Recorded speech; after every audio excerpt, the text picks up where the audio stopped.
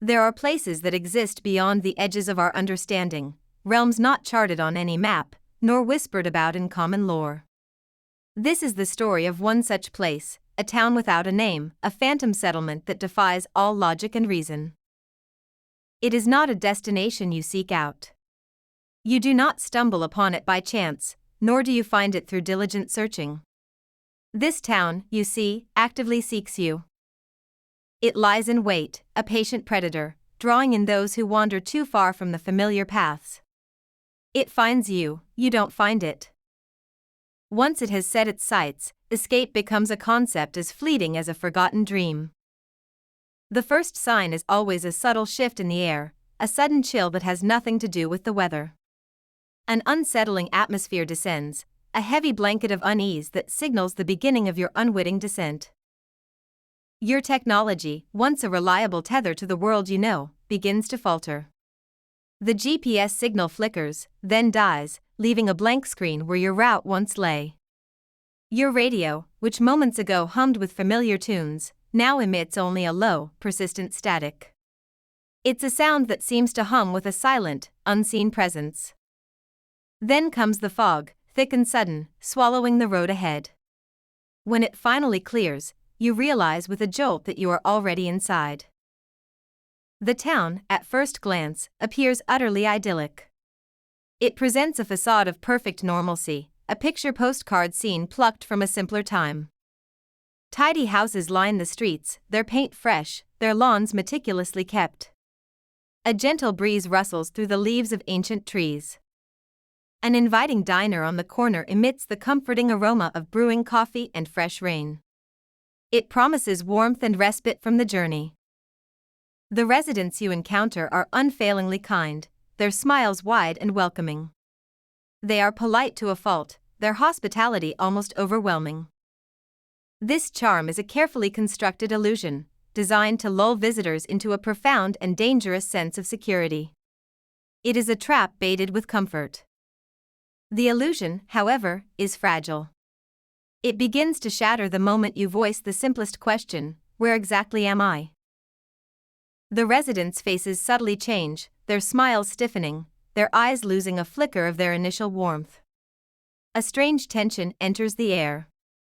Their evasiveness is a key indicator, a silent alarm bell ringing in the back of your mind. They avoid direct answers, their gazes shifting. The chilling phrase, delivered with a practiced, almost robotic calm, becomes their mantra, "We don't talk about that." It is a wall, impenetrable and absolute. Every signpost, every license plate, every letter on every building in town has been meticulously scraped clean. There are no names, no dates, no identifying marks. The true horror of this place lies not in physical confinement, but in something far more insidious. The core terror is the town's ability to erase memory itself. Venture into the local library, if you dare. You will find shelves filled with books, their covers pristine, their pages utterly blank. Except for the very last page.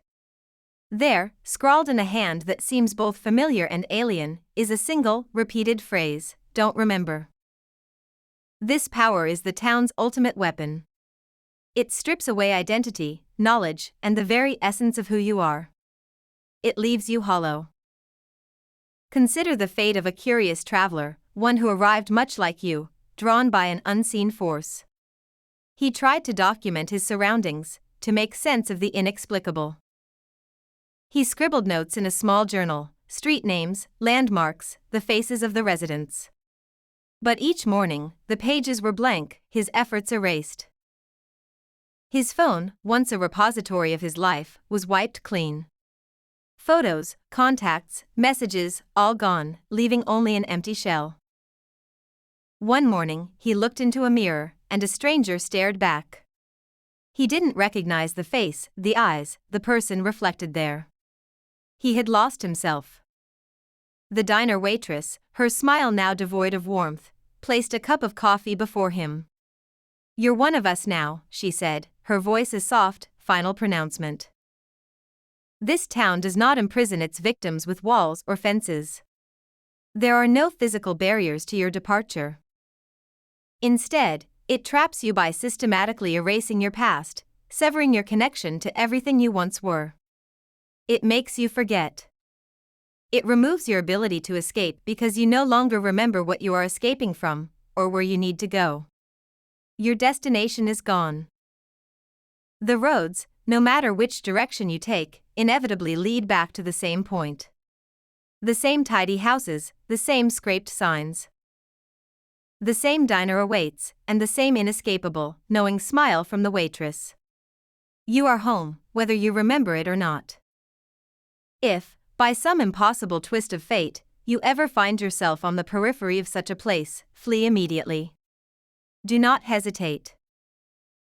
Do not linger, do not question its nature, and above all, do not try to understand.